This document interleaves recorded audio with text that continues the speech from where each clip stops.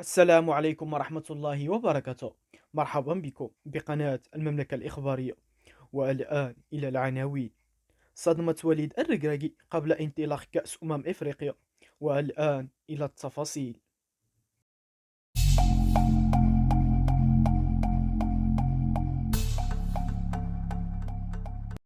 تفاجأ مدرب المنتخب المغربي وليد الركراكي بجودة الملعب المخصص للتدريبات في مدينة سان بيدرو بالكوت ديفوار، حيث التربص الإعدادي لخوض كأس إفريقيا. وفق مصادر، فوليد الركراكي وجه طلبا للاعبي المنتخب المغربي من أجل الحظر لتفادي أي إصابة بسبب الأرضية السيئة التي لا تساعد اللاعبين في الاستعداد الجيد.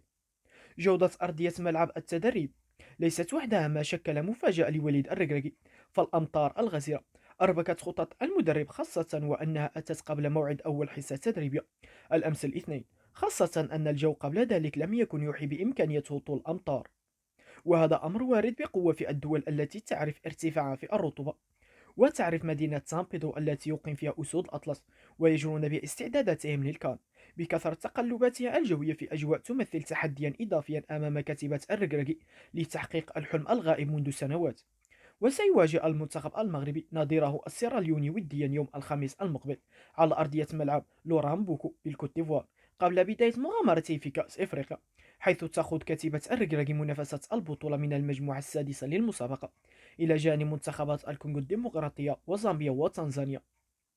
شكرا، هذا كل ما في الموضوع بقناة المملكة الإخبارية. إلى اللقاء.